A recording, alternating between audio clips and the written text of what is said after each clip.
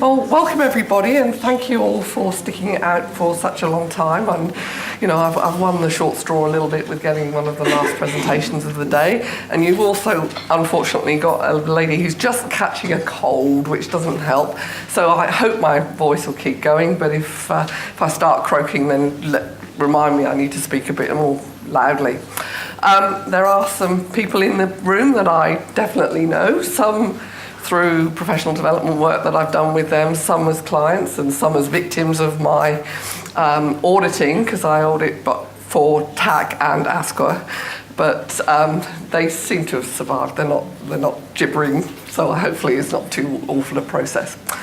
So basically, just to give you a little bit of background about myself, I'm delivering this particular presentation because, as I say, I've been an auditor for a while, but I've also been in the vet world for far, far longer than I care to admit, going back right to the 80s when I worked with the City and Guilds organisation over in England.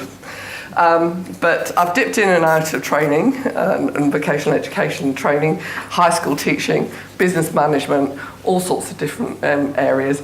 But now I'm back in the vet system and have been for about 8 years, and really enjoying being part of this wonderful area. And it all has its challenges, but I find it's a very stimulating area to work in, and I do enjoy the auditing side of it, not because I'm a sadist, but because I hope that, generally speaking, when you come out of an audit process, you feel that you've also learned something. Obviously, we all have one aim in mind, and that is to deliver quality training and assessment. There are very few people really in this world, vet world, that are trying to rule the system. There are few, and gradually being weeded out, thank goodness, but most people, particularly those of you that are here, are obviously interested in understanding how to improve the quality of your training, and particularly in this instance, your assessments. So what I'm hoping to cover today, first of all, really I need to explain and establish what the benchmarks are in terms of the regulatory requirements around assessment. The reality is that these are now stated in the standards for RTO 2015, but really there has been very little change between the requirements from the old AQF or the SNRs for those that are regulated by the national regulator. Bottom line is you need to be able to demonstrate that you are delivering and conducting quality assessment. So I'll tell you a bit about the standards that surround that. Then I will give you some practical tips on how you can really check that your assessment tools are actually meeting not just the requirements of the standards, but are actually quality documents that achieve the outcomes that you're intending to achieve, which is ultimately to determine whether or not students from your organisation have met the requirements of the training package and meet the requirements of industry to which they are hopefully eventually going. I don't know that I have got a tool that or an assessment evaluation guide that you will either have had already, or you will get an electronic copy of when you get the documentation from these presentations. Please be aware this is not a definitive guide. It is really just a way of reminding you of some of the questions that you need to ask to determine whether or not your assessment tools actually are fit for purpose. It's a guide only. It's something that you can use to just check, include in some of your own checklists or your evaluation tools, but please, feel free to plagiarise it as you will. And I'll refer to it throughout the presentation. One of the other things, I just want to get the message across now. Generally speaking, yes, I am talking about standards. I am talking about the benchmark that has to be set for your assessments. But ultimately, taking the compliance focus will sometimes mean that an RTO kind of buries themselves in the compliance requirements and doesn't take that step back to say, ultimately, what are we trying to achieve with the assessment process? What is good business for our organisation? So I strongly encourage organisations to consider not just compliance, but what is the best way you can actually achieve the outcomes which you're trying to achieve, which is ultimately quality training and assessment, and ultimately to fit your students for the workplace in which they are hoping to enter. So please, think about the way in which you're doing business and take into consideration what is best practice for your organisation and for the students and for quality assessment. So why wouldn't an assessor want to be really certain that the assessment process that they are conducting and the evidence they're gathering on which they are going to base their judgment about a student's competence, why wouldn't that assessor want to be absolutely sure that they are making a judgment which is valid and that is going to be repeatable and which is going to mean that the students truly have those skills and knowledge that they need? Again, why would an RTO not want to be absolutely sure that the assessments that are being conducted by their trainers or assessors is consistent? They want to be absolutely certain that trainer and assessor A and trainer and assessor B, regardless of location, regardless of mode of delivery, are actually conducting consistent assessments. And it's all about good business. It's about your reputation. It's about making sure that industry appreciates that you are producing students who are actually going to be able to do the job they're hoping to employ them for. So think in terms of making sure that your assessment tools are fit for purpose, not just focusing on ticking the boxes for compliance.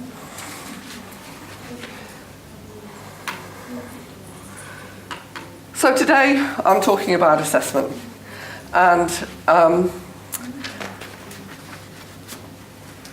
the standards for RTOs 2015 include the standards, and under the standards there are clauses, but there is also a section which is the definitions of the particular terms that are being used within the standards.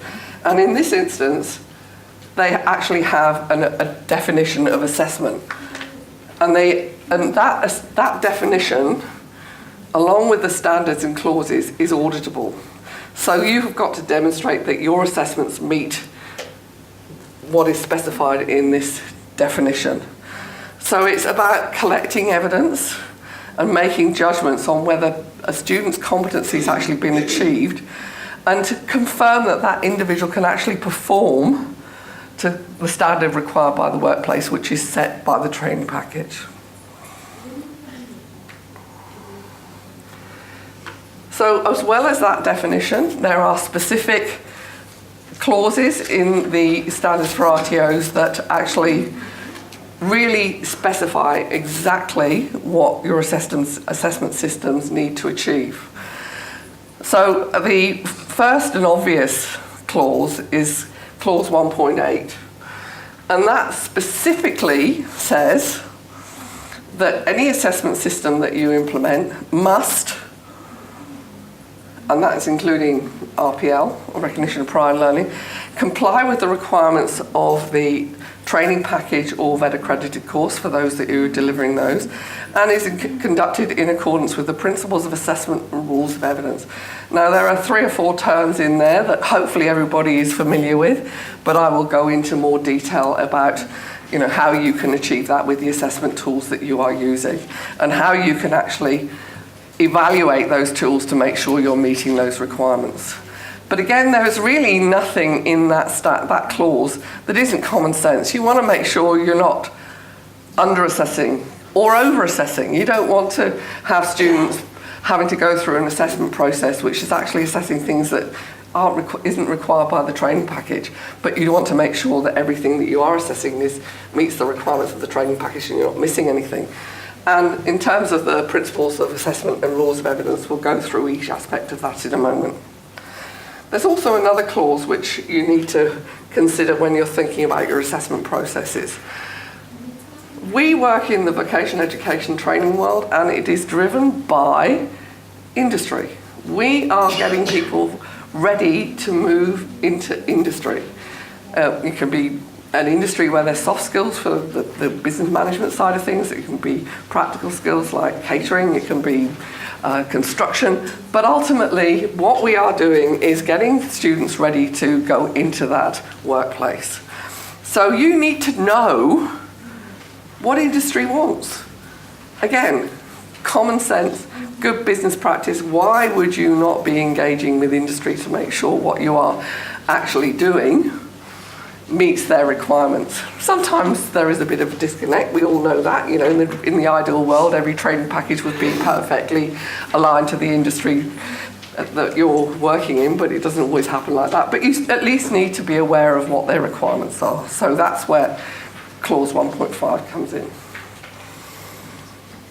So ultimately, all we're talking about is making sure that your assessment systems are actually fit for purpose. And you've actually got my, have you been given those there? Did I see that? Was good. Awesome. As I say, don't take this as a Bible. This is just a list of a few questions that you might want to consider incorporating in your evaluation tools.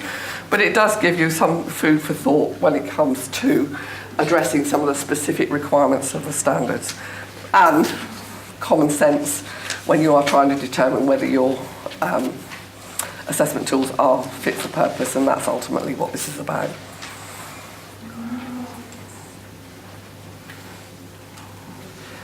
So any assessment system that you have must actually first start with a strategy, inevitably. You cannot hope to achieve your goal with your assessment process if you don't know where you're going with it. You've got to know exactly what you're trying to achieve with the assessment system you're trying to put in place.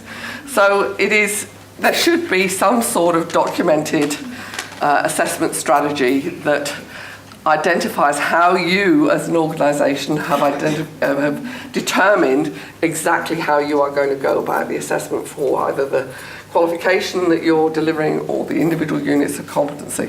So it is really important that you should have some sort of strategy. Most people use the mechanism of a training and assessment strategy, or TAS or QDAS, or, you know, there's multiple names for them. Just because a standard format can often help you remember to consider all the aspects that are important when determining how you're going to address the assessments that you have to conduct. But again, really important as far as your development of your strategy is concerned is not only to consider what the requirements are for the training package that you are delivering, but also your industry experts and consulting them to make sure that your assessments are actually realistic. So if you look on that guideline, this evaluation guide, there are a few questions around your training assessment system there. Does it actually, sounds silly, does it actually identify the training product you're going to be delivering? The number of times either it's not identified correctly in terms of the actual code and title as it appears on the training.gov.au, TGA, or it's the name of the course and then they forget to actually say what qualification it is, or if it's a unit of competency, they forget to identify the unit. So it's not such a silly thing. I know it sounds ridiculous, but it is one of the things that I do see again and again. And that the other thing, obviously, is that you are really au fait with that particular training product's rules. So the training package will have rules around how you deliver that training and how you conduct the assessment, and you need to clearly demonstrate that you've considered that you've had input from industry in making the decisions about which elective units you're going to be delivering, etc., etc. So, you know, lots of thought around how you are actually going to meet the training package rules. Oh, excuse me, sorry. So there are a few more other things that you can look at in that section, but basically it's about making sure that you understand the requirements of the training package that you are actually going to be assessing. And somehow you have documented that you understand that process.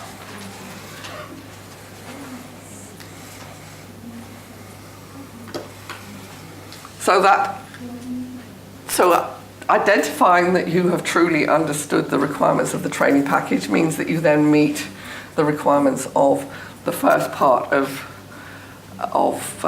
clause 1.8, so that you've identified that you really are au fait with the training package and that you are going to start meeting those requirements.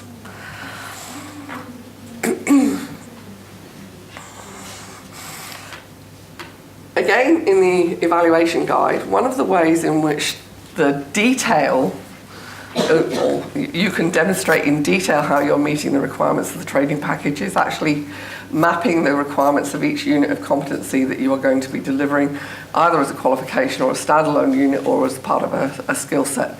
And mapping, while it's in itself is not just the evidence you need to demonstrate you've thought about the requirements of the training package, it is a very useful tool if it is used correctly.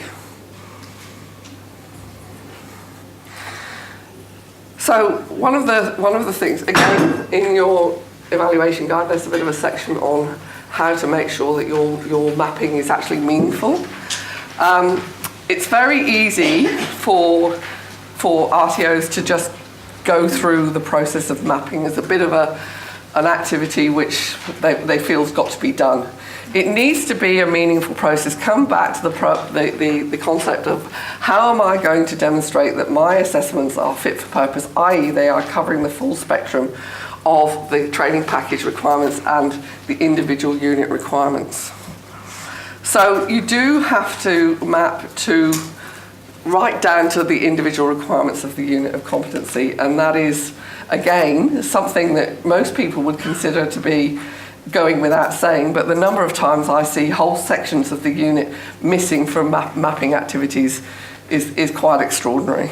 But you do need to map not only the elements down to performance criteria level, foundation skills that any of you that are registered with ASQA you may have already been told, but ASQA are really hot now on wanting to see the mapping, unit mapping being done and identifying exactly how you're addressing the foundation skills.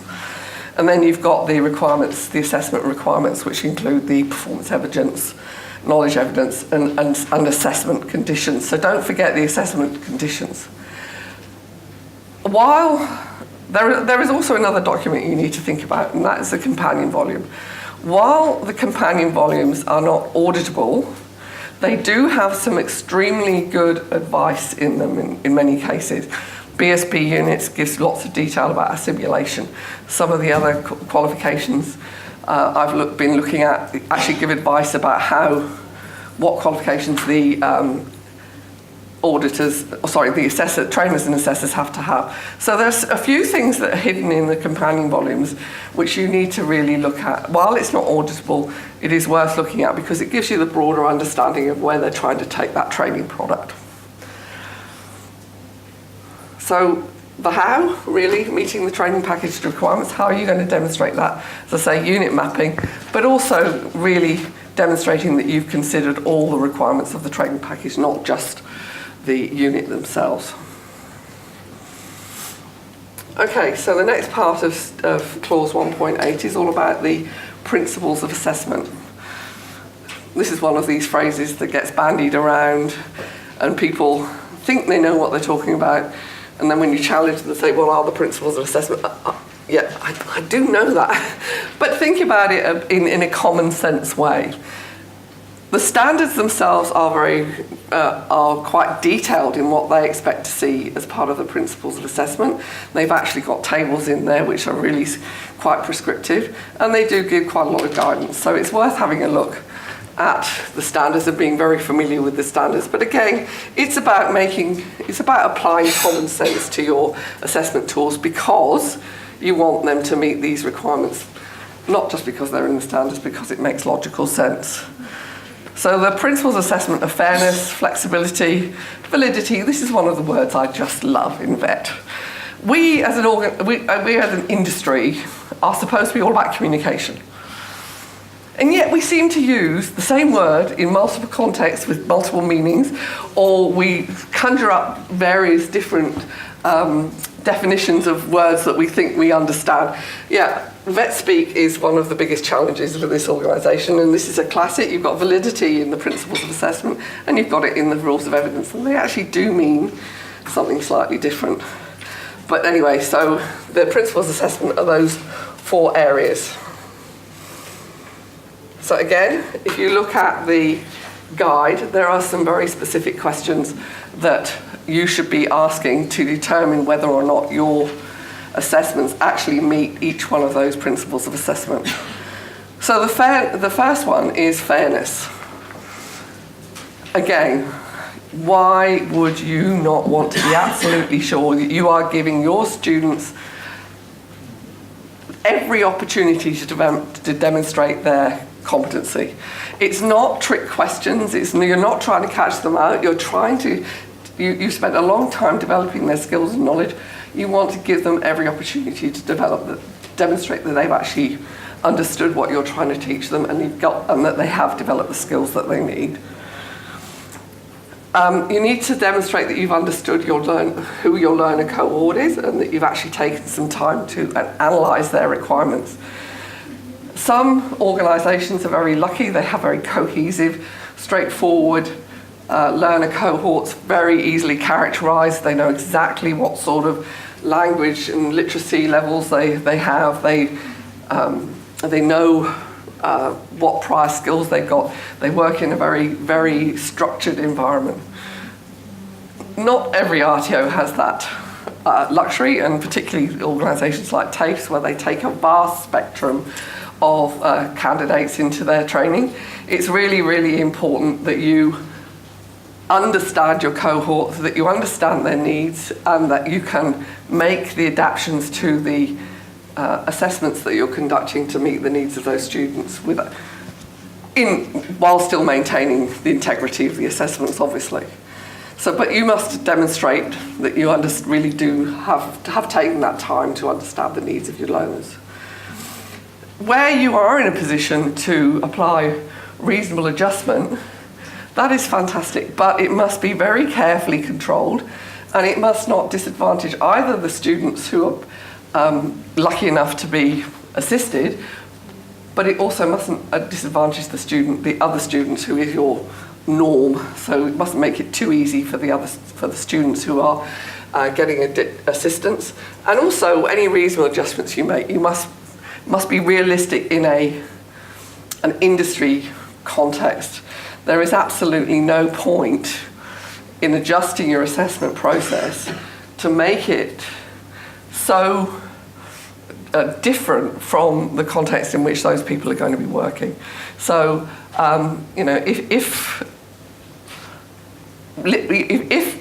the industry in which you're working and the requirements of the qualification that you are delivering specify that these people have got to be able to read and write at quite a high level, it is not appropriate to adjust your assessments to such an extent that they never pick up a pen. It's all verbal, because they won't succeed in industry when they go out there, and they won't have a realistic expectation of getting a job if they cannot demonstrate that they meet the minimum industry requirements.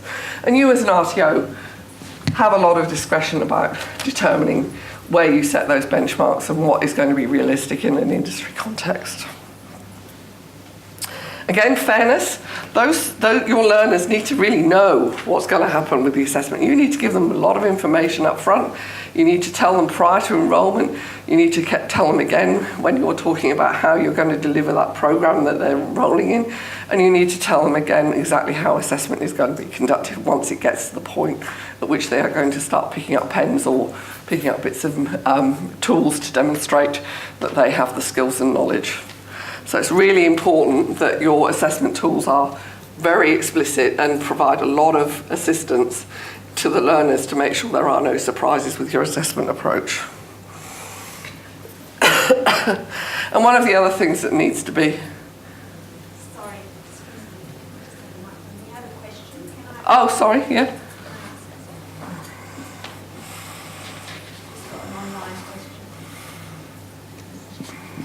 Sorry, just a question here from Central Regional TAFE.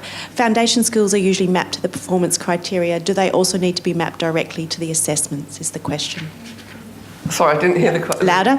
Foundation skills are usually mapped to the performance criteria. Do they also need to be mapped directly to the assessments? Depends on the training package. Sometimes they're described as being implicit in the performance criteria, in which case you would probably be challenged by an auditor to say, to look at some of the generic foundation skills and say, where are you assessing that? But some of the qualifications like BSB units and qualifications actually are very specific about the foundation skills, and in theory they've mapped them to the performance criteria, but you need to make sure that you have mapped them as well, and those that are regulated by ASQA will have to demonstrate that.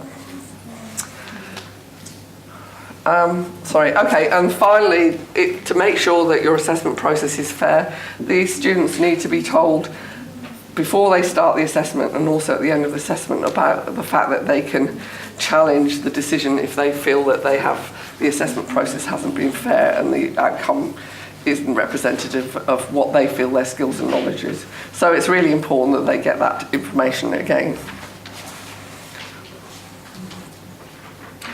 Flexibility. We all know we have different student cohorts, either within the RTO or across different RTOs. So it's really important that you, as an organisation, understand that your assessment processes should be flexible. Again, you need to understand the needs of the students so that you can make your assessments as easy for them to participate in and enable them to actually truly provide evidence of their skills and knowledge without being distracted by some of the challenges that you might have, say, with literacy or numeracy. So it's really important that you understand the learners. And also, depending on where you deliver your training and assessment, the competencies must be accessible regardless of where how and where they've been acquired. So that means that if your students are likely to be bringing units of competency across from other training packages or other qualifications that they've been involved in, then you must make sure that they understand they can get credit transfers for those units if they're equivalent. Also, if these people are experienced in the industry and have a lot of prior knowledge and skills, you need to be able to demonstrate that you can you have a system which is flexible enough to allow their prior knowledge and skills to be assessed, so an RPL process is good. And again, if you're in a situation where some of your assessments are going to be conducted in a simulated environment, whereas others are purely in the workplace, again, there needs to be some comparability in the way in which you're going to be conducting that assessment. And finally, you should be drawing from a variety of assessment methods, a range of assessment methods. There is no magic number about how often you've got to ask a question or how often you've got to demonstrate their skills, unless, of course, it's defined in the training package that you are delivering. But it needs to be sufficient to give the students an opportunity to demonstrate their skills over time in a variety of contexts. So it sometimes, particularly with single units where they're delivered, such as some of the high-risk work units, which where there's a lot of pressure from industry to get those done really quickly and get the students out the door with their licence in their hand. That's all very well and good, but the onus is on you as the RTO to demonstrate that you've actually given those students an opportunity to develop the skills, first of all, and demonstrate them in a variety of contexts. So it is really important to not rush the assessment process. It's always hard, it's definitely a balance that you have to strike, but you do need, the onus is on you as an organisation to demonstrate that you've actually gathered your evidence in a variety of different ways to make it a valid assessment.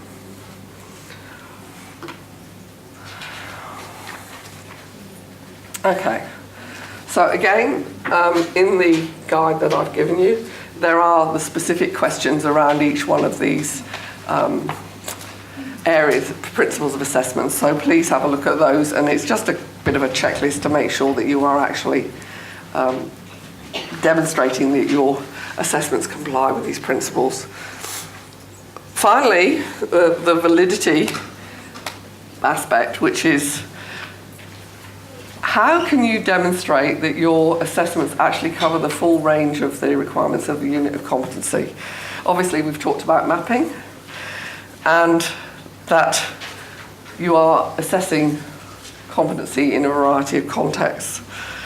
And it should be, you should be able to demonstrate that any judgments that you are making about a student's competency is actually based on assessment tools that are actually aligned to the units of competency. So again, your unit mapping matrix is a good tool, but it should be also, your strategy should indicate how you are going to approach the validity requirements. So reliability is the last of the principles of assessment. And again, that is one of the ones that I think RTOs are finding the most difficult to get their heads around. It is really, really important that the evidence that you are collecting is consistently interpreted and that you can demonstrate that your assessment processes are comparable. And that's what the whole validation process is all about. It is really, really important that your assessment tools allow the assessor sufficient opportunity to truly explain what they have seen, what the context of the assessment was, how the student has actually demonstrated that competency, and that the evidence that's been collected will be used by another assessor, and they will come to the same conclusion. One of the biggest issues that I see is that assessors are not providing enough detail in their assessment tools to demonstrate how they've truly come to the conclusion about their assessment judgment. So for example, written questions, easy, tick the box, yes, they've got it right. Then you'll see one that's got a cross by it, and then there's a tick. Okay, that's fine. So, but then you go back to the assessor and say, how did you make that judgment? Quite clearly the answer that was given originally was not correct. What did you do? Oh, we asked a few supplementary questions and we gathered some more evidence. Where is it? How can you demonstrate that what evidence you use to make that judgment? So how can another assessor say, I see the evidence that was provided, yes, I would make that same judgment about that particular aspect of the assessment tool. So do make sure that your assessment tools give the assessors enough opportunity to record exactly what they see, what have they seen, what activities have they seen. If they have got follow-up questions, that they record those questions and they record the students' responses. That is probably the most important aspect of it, so that you can truly compare apples with apples. So the other throwaway line is the rules of evidence. Again, if you look at that, the evaluation guide, there are some very specific questions about that you can use to determine whether or not your assessment tools actually are producing evidence that meet the rules of evidence. So it's all about the evidence that you're gathering and the ability to ensure that they meet the rules of evidence. So for example, validity. And again, this time, validity is not just about mapping. It's actually about the assessor being very sure that they have gathered enough evidence from a particular student to actually make a decision about that individual's competence. And that you can really, hand on your heart, say, yes, I truly believe that this individual has met the requirements of the unit of competency or the training package. So it's more about you as the assessor having confidence in the evidence that you've gathered, that it does truly represent the full range of skills and knowledge that that student will have to be demonstrating when you go out into industry.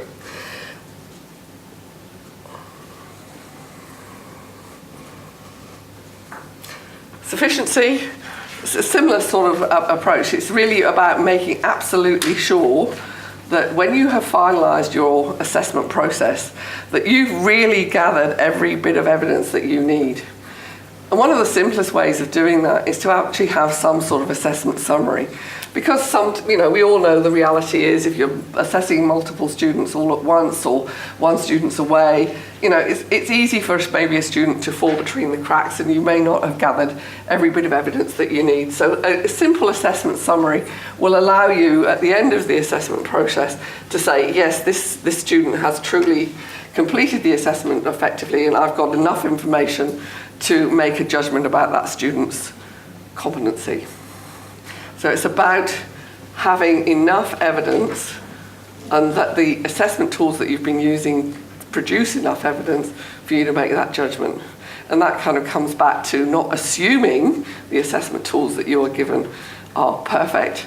And if you do find that there are areas that are confusing or conflicting, then that you can provide feedback to ensure that the assessment process is improved and to make sure that you have got actually sufficient evidence to make a judgment. So the final two rules of evidence are kind of a bit more black and white. Authenticity, is it the evidence that you're looking at actually the student's work? Have they produced it? Classic example is in group work. Have they just sat back and let everybody else do... Oops, sorry. Ooh, what happened there? I was no good at this. Sorry. I need to stop waving my hands around. Yeah, so have you actually gathered the work from that particular individual? Authenticity is also a challenge for online assessments.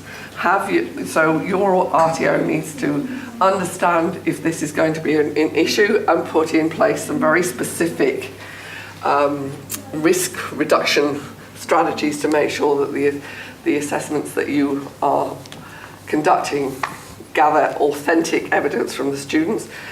Online, yeah, the reality is there's lots and lots of online training, but it is important that you can justify the assessment decisions that you've made based on the evidence that you've gathered. And one of the easiest ways with online is to actually finally have a competency conversation maybe with the students once they think they've finished a unit of competency, so that you can go back, talk to them about the evidence they presented and get some real idea about whether it's their work or maybe somebody else's. So it's a good strategy for online training. And finally, currency. Again, it's really important that the evidence that you're gathering is current. This is particularly important for something like RPL. You need to make sure that the evidence that that student is providing is either from the present or from the very recent past, so the actual terms that are used. And same with portfolio evidence, where a student, particularly at the higher level, what I call the soft skills, the business management, leadership management skills, you need to make sure that that evidence that they are providing as part of their portfolios is actually current, as well as being authentic. So it is a bit of a challenge. It's some of the training packages where they're practical skills that are demonstrated and you observing as an assessor, you're actually observing their skills, then obviously authenticity and currency is not a problem. But yes, it can be a challenge if you have a different mode of delivery. Okay, so as I say, I've given you a tool which you can use to ask some of the salient questions around the requirements of the standards, and more importantly about how you can actually truly make sure that your assessment materials are fit for purpose and actually going to meet the requirements that you as an organisation have set yourself in order to deliver quality training and assessment. So it's beholden on you as an organisation to actually demonstrate that your assessment strategies do meet the requirements of Standard 1. So you need to, in the way that you're gathering evidence from your students, you need to gather evidence to support the fact that your assessments truly do meet the requirements of Standard 1.8 and also 1.5 when it comes to industry currency. If possible, when you are starting a new or putting a new qualification on scope or modifying the training and assessment that you're going to be conducting because perhaps there's a new industry player in the game and they want you to do it in a different way and you have to develop new materials, or you just find that there are some better materials out there because things are changing all the time out there in vet land. It is really important that you review the assessments materials and that if you possibly can trial those assessment materials, because it's all very well and good having a question that you think is going to give you answer A, B, C and D, but actually when it comes to it the students may not interpret that question in the way that you have anticipated. So it's really important, if you can trial the assessment materials, then do so. Sorry, yeah?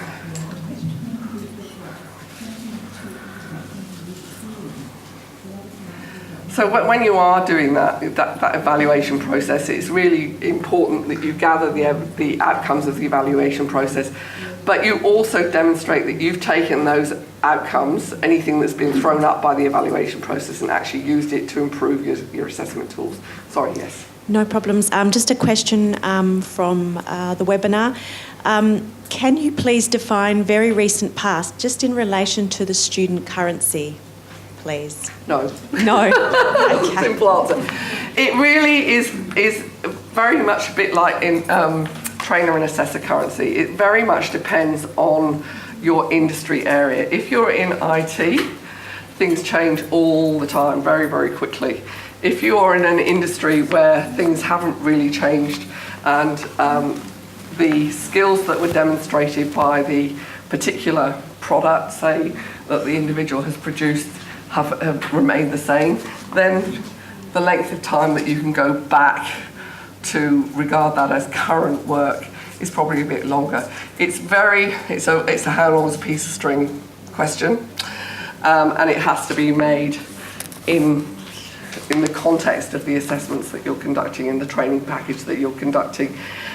But whichever way you decide to go, make sure you justify your decision so that you and the assessors, the RTO, ultimate auditors can say, yes, I see why you've made that decision, and yes, I think that this decision is valid. Sorry, yes. You need to wait for the microphone. No, I don't need the microphone. There's a question. So you do need the microphone. Sorry about that. Who determines it? Is it industry or is it the RTO?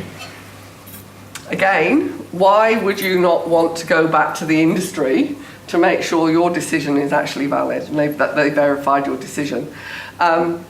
Yes, you can end up with getting conflicting answers from industry. I know it's not always that straightforward, but again, if you can justify your decision and you can indicate the basis on which you've made that decision, then it can be verified and it can be endorsed or otherwise.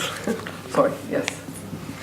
Yeah, just a quick question. I've had different interpretations from auditors on this one. Where you've got, for example, a package like childcare, where you might do the theory component of the assessment and then the students later on go into practical placement, the assessment currency argument, is that against the determination of competency as a whole or against the individual assessment? So you might deem a student competent and it was a year ago that they actually did the theoretical component of that. How would you interpret that requirement? Maybe you would want to consider some way of verifying that they still have that knowledge and skills in some sort of competency conversation.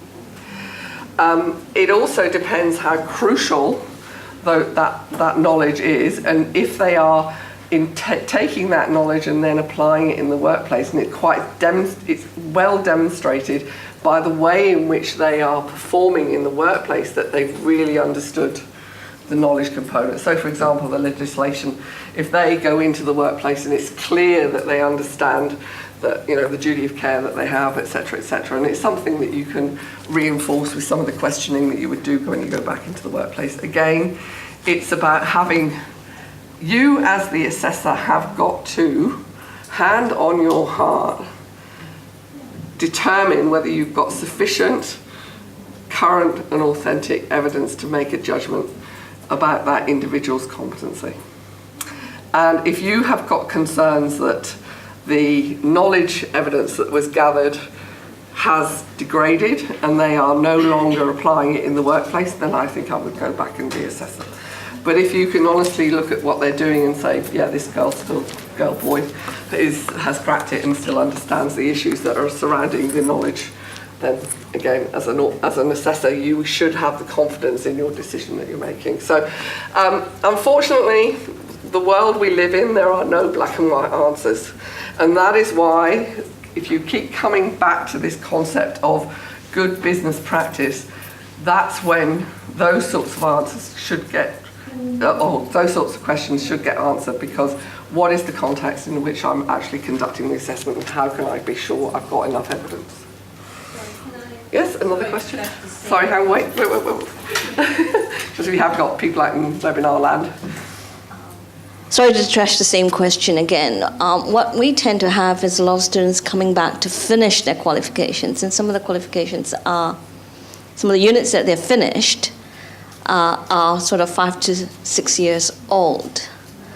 How can we approach something like that to say, yes, we can map that to the new calls, and especially qualifications have, this. So you're talking about them having gained a unit of competency that has probably maybe been superseded? Or yes, it has been superseded. Equivalent. Yeah. Again, you as an RTO have to, and as an assessor, have to be confident that the people that you're sending out there really do have those skills and can demonstrate it, and can demonstrate that they have kept those skills, that they are still current.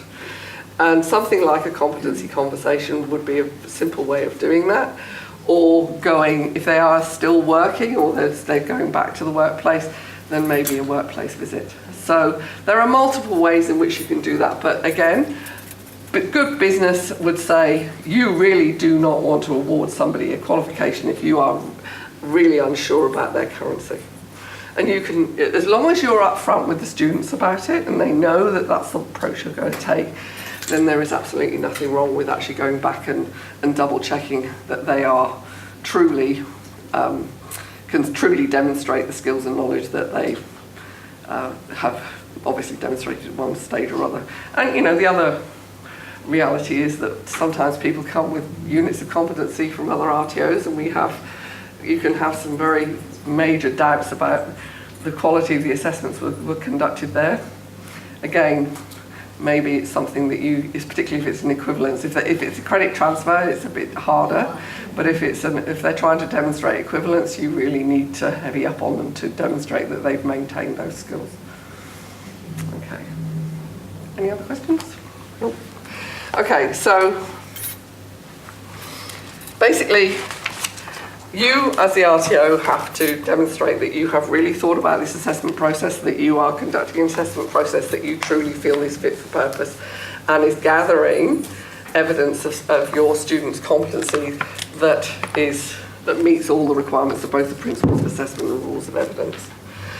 However, when you are then, we live in a world of change. We live in a world where there should be a focus on continuous improvement. You're very lucky if you get your assessment process right the first time. You're also may find yourself in a situation where your student cohort starts to change gradually. All sorts of things can impinge on the assessment process that you're implementing.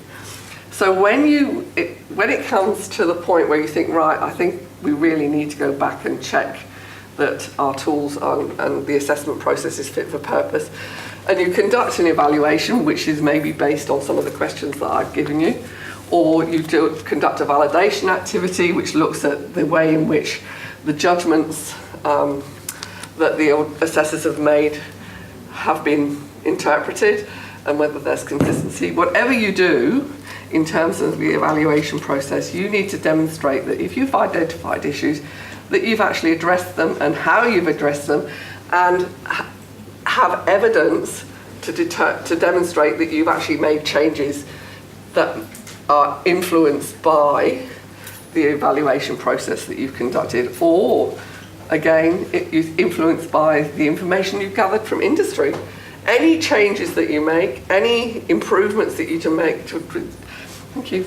To your assessment process, you must document and you must demonstrate that you've actually implemented the outcomes of any evaluation process, because it's all very well and good having all these fancy evaluations and validations, but if you're not actually taking that information and using it to improve your processes, assessment systems and processes, what is the point? And again, come back to good business practice. Every good business has a continuous improvement loop, which they should be implementing and should be evidenced. You know, a lot of what I'm talking about, the rules of evidence apply to your own evaluation processes as much as they do to assessments. When it comes to audit, one of the biggest risks I see to RTO compliance is often where they have gone out and bought an off-the-shelf product. And, you know, with the best will in the world, those that produce these products, they make all the claims like it's been through audit successfully, we've done the mapping, we demonstrate that it meets the requirements of the training package or the unit of competency. That's fine. They can make all those claims they like, but you as the RTO have to be absolutely certain that they do truly meet the requirements of the training package. The onus is on you to demonstrate that. The onus is on you to demonstrate that they meet the principles of assessment and rules of evidence. It's also about contextualising those products. Very few of those you will find will meet your requirements necessarily. You need to be sure that you understand your student needs. You need to understand your clients' needs, let's say in terms of industry, and that you need to make sure that those off-the-shelf training products and assessment products actually meet those requirements. It's really, really important that you recognise that you as the RTO have to demonstrate that. It doesn't matter what these people say, you have the responsibility to determine whether those tools are effective. Also, you know, often when those off-the-shelf products are introduced, they sell them naturally, unit by unit by unit. And that can be mind-bogglingly boring for the assessor and the students. So sometimes it's really worth looking at the tools that you're getting from the suppliers and thinking about how you can actually assess more effectively, think about how you can identify common areas and how you can do more holistic assessment. So don't just think that buying an off-the-shelf product will be the panacea for everything. You really do need to make a determined effort to demonstrate that you've reviewed those assessment tools and that you have made some adjustments to them to meet your specific requirements. And again, keep the evidence of the changes. So when I come in as an auditor, what do I want to see? Both ASQA and TAC have allowed or been given or give their auditors the guidelines that when it comes to auditing a qualification, we need to look at a minimum of 2 units of competency for that qualification. The reality is audits actually only take a day, 2 days, 3 days. We couldn't look at every unit of competency that you are going to deliver. So we are required to look at 2 units of competency, which are, in case of TAC, you often get to nominate the units that we look at. In ASQA, with ASQA, the auditor has to go in that day and decide on that day which units they're going to review. So it's a bit more nail-biting for the RTO, but it should still only be 2 units. Occasionally, though, when I go in to do a TAC audit, and you've provided me with units of competency that I think are a little bit similar, maybe, or I know that there are issues with certain units within that qualification that need to be looked at more carefully, I may well ask for evidence for a 3rd unit of competency. So while the guideline is a minimum of 2 units, there could quite often be occasions when I'll actually audit 3 units or even 4 sometimes. So I need you to be ready to give me the training and assessment materials that are relevant to that unit, so I can really look at them closely. And any of the supporting evidence that you can provide me, like the mapping, like your strategy, obviously I need to know how those two units fit into your whole assessment process, and how you are, how you actually reviewed your assessment tools yourself, and what the way in which you've actually used that information of your evaluation process to inform and improve your systems. So I need to have evidence that you're meeting the training package requirements and the requirements of the principles of assessment and rules of evidence. And I do use some of the questions in here. They are the ones that I tend to mentally tick off, if not actually tick off. I'm a bit of a checklist person. But it doesn't mean to say that I'm not going to have that discussion with you as well, because sometimes I find that what may not be immediately obvious in the information that you've provided to me is actually sitting somewhere else in the organisation, or that there have been improvements made which haven't necessarily been documented and fed through the system. So just be aware that you have to demonstrate compliance with both aspects of clause 1.8, which is the requirements of the training package and principles of assessment and rules of evidence.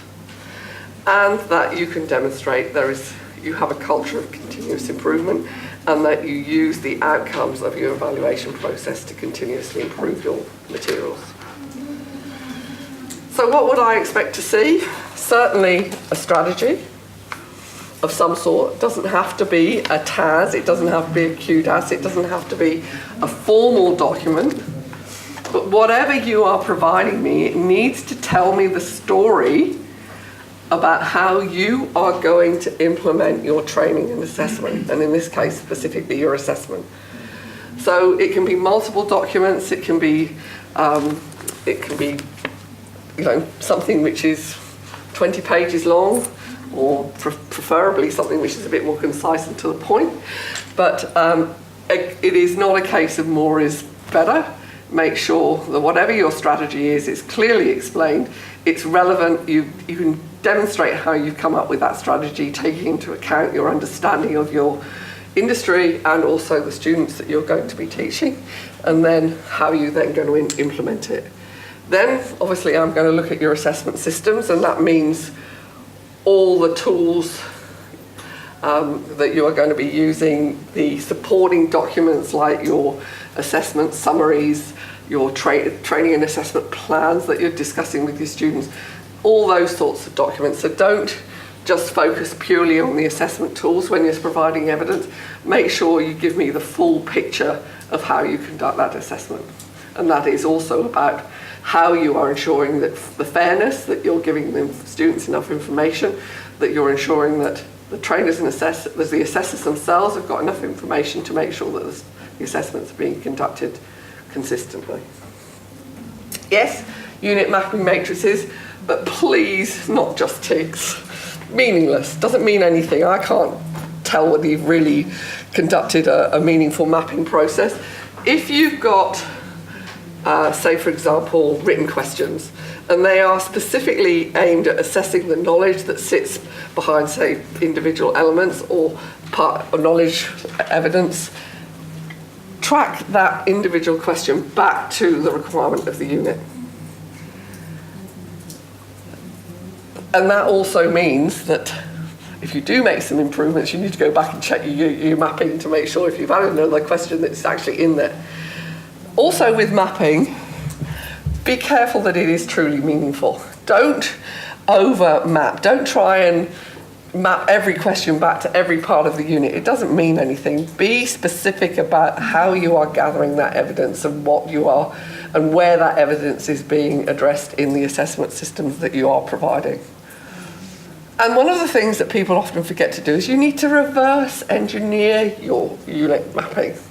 You need to actually go back and make sure you're not asking questions that don't actually map back to the unit. So if all of a sudden you've done your mapping and questions 10, 11 and 12 haven't come up anywhere in the mapping, you need to go back to those questions and say, well, why are we asking those questions? They might be a nice to have because industry said so. That's fine. You can talk about that when you're doing your training, but you cannot make an assessment judgment on evidence that is beyond the scope of the unit. So be very, very careful that you do that reverse engineering. You say the student gets that particular question wrong and you decide that you're not going to deem them competent, that would be very, very unfair. So don't forget to do that reverse engineering of your mapping.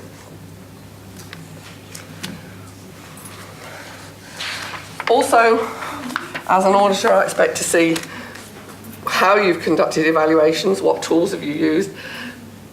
Is it just a tick and flick activity and I've gone in and looked at your assessment tools and they are way off the mark? I think I might question your evaluation process. So what I hope you've got out today, I've kind of looked specifically at the regulatory requirements around assessments. However, do consider the regulatory requirements in the context of what is really good for your organisation and how you can make sure that the assessments that you are conducting are best practice, that the assessment tools you have are fit for purpose, not just because they've got to meet the requirements of the standards, but because you as an organisation want to make sure you are delivering quality training and assessment. I've given you some questions that you hopefully will find useful if you are going to create your own evaluation tools. They're just things that you need to consider when you are actually conducting the evaluations. Don't turn it into a tick and flick because that may or may not work, but just consider the questions that are in there. And I've given you some indication of where I find gaps in the assessments that I see as an auditor. Finally, remember, doesn't matter where you get your assessment tools from, it is your responsibility as an RTO to demonstrate that you have truly determined whether your assessment processes are fit for purpose. So it's no good saying I bought something off the shelf, they assured me. You have to demonstrate that your assessments comply with the standards for RTOs 2015, but more importantly, are truly effective. Okay. All right.